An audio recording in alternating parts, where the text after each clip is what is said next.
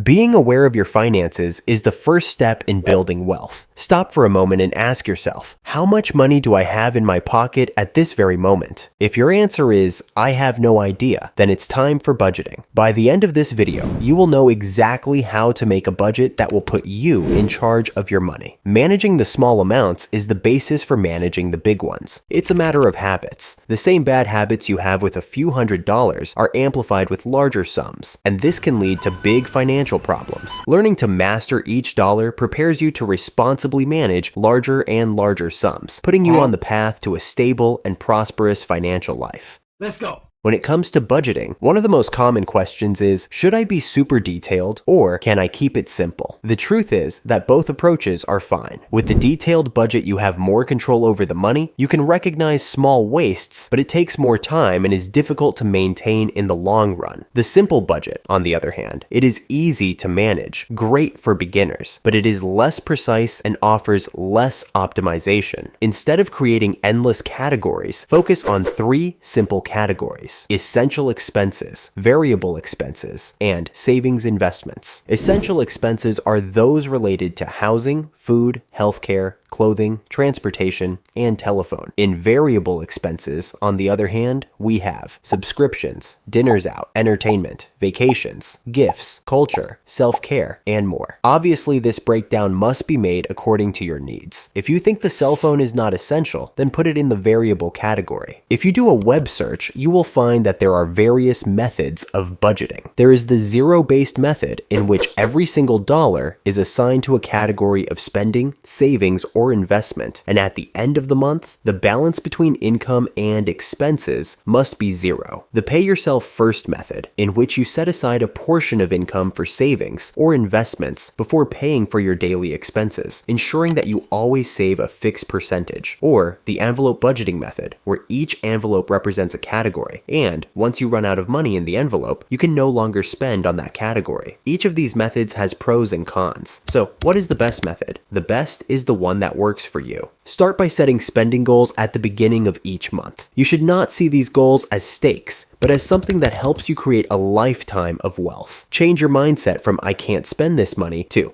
I can't spend this money because I need to achieve a big goal. A general rule of thumb is the 50-30-20 rule, which says that 50% of your net monthly income should be allocated to essential expenses, 30% to variable expenses, and 20% to investments and savings. This theory was published in 2005 by Elizabeth Warren, in a different context than today, with different inflation and cost of living. So change these percentages slightly to suit your needs. Just don't do 50% video games, 30% pizza, and 20% beer. In the first part, you have to enter your income after taxes. Let's pretend you have a monthly salary of $4,000. According to the 50-30-20 rule, these will be your monthly goals. Now, what you need to do is track your expenses for each of these categories. If you use credit cards, you can look inside your bank statement. Otherwise, if you use cash, it may help to take a picture of your receipt and file it. Now, you might wonder, does it make sense to track even minimal expenses, such as a $2 coffee at the bar? The answer is yes,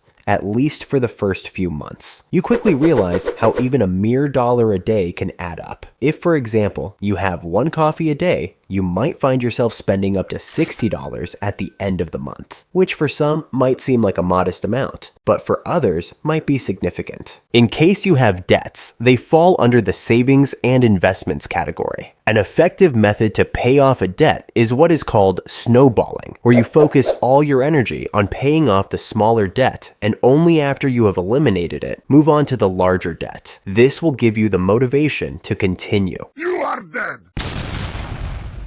Also, try to save at least 20% of what you earn. Warren Buffett once said, "Don't save what you have left after spending, but spend what you have left after saving." So save first and then spend, and not the other way around. Aim to have at least 6 months of lifestyle in the bank. If you have a $2,000 a month lifestyle, your goal is to have $12,000. Ideally, you should have the main account where your salary is credited, and another separate account where you automatically transfer 20% of your salary. And please note, I set a separate account, maybe in a different bank. This is because if your emergency money is in your daily checking account, you will always be tempted to spend it. This way, you will have no excuses. After tracking your budgeting throughout the month, it is critical to do a review to see if you are on track. Take a moment to review all your expenses and compare them with the budget you set. Ask yourself, did I stick to my budget? Were there any unexpected expenses that I could have avoided? Where did I spend more than expected? In the second section, I have also included a progress tracker that tells you whether you are on track with your goals or have not met them. If you have not met them, you need to make changes for the next month. In the summary section, you find the annual total income, the annual total expenses, and the net total for each month, which is the money you have left. If you follow the zero-based method, this value must be zero. If it is positive, it means that you have saved more or spent less than planned. If it is negative, it means that you have spent more than your income. Then you need to revise your spending categories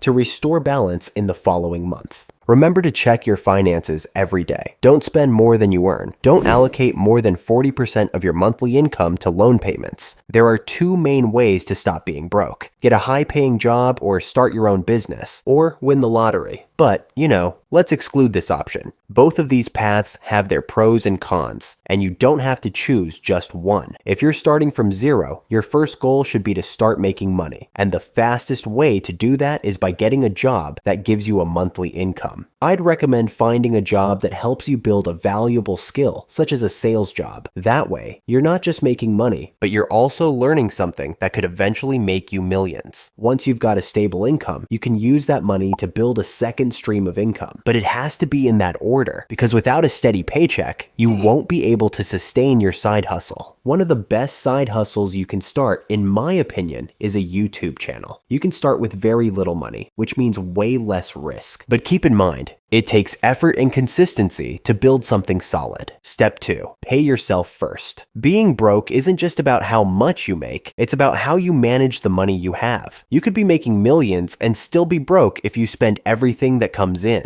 This is why saving money is one of the most important habits for building financial stability. Without savings, you have no capital to invest, and you're stuck relying on your paycheck forever. One of the best ways to save is the pay yourself first method. As soon as you get paid, set aside a fixed percentage for savings before you spend a single dollar on anything else. Don't waste your money on scammy courses, done-for-you services, gambling, high-risk investments, anything promising crazy returns. Trust me, watching your savings disappear is not fun. Step 3. Investment. Keeping your money sitting in the bank isn't a great strategy because of inflation. If you saved $10,000 and just left it in the bank for 5 years, with an average inflation rate of 3% per year, you'd lose about $1,500 in purchasing power. That's why, once you've built up some initial savings, it's crucial to figure out where to invest it to get the most out of your money. A lot of people immediately think about investing in financial markets, but that might not be the best move if your main goal is to change your financial situation now. Let's say you invest your $10,000 with an average annual return of 7%. In 20 years, you'd have around $40,000. But the question is, will having an extra $40,000 in 30 years really change your life? The smartest thing you can do is put yourself in a position to earn more money, and the best way to do that is by developing high-value skills that will increase your value in the marketplace. Learning in-demand skills allows you to offer services, start a business, or land a higher-paying job, and that is what will make your first $100,000. Effectively, learning new things has a cost. However, I have 2 free alternatives that I also use. The first one is just YouTube. In fact, just search for what you want to learn, followed by these keywords, and you will see that there are many good videos. On the other hand, if you love reading but don't want to spend a fortune on books, there's a website where you can download them for free. Step 4. Actually doing the math. I'm not talking about the math they taught us in school, but the math you need to make smart financial decisions. Let me give you an example. My friend Steve has been working hard and managed to save up $20,000. He wants to spend it, but isn't sure on what. Then he sees his friend bought a brand new Mercedes, so he decides to get a new car too. He goes for a Mustang that costs $50,000,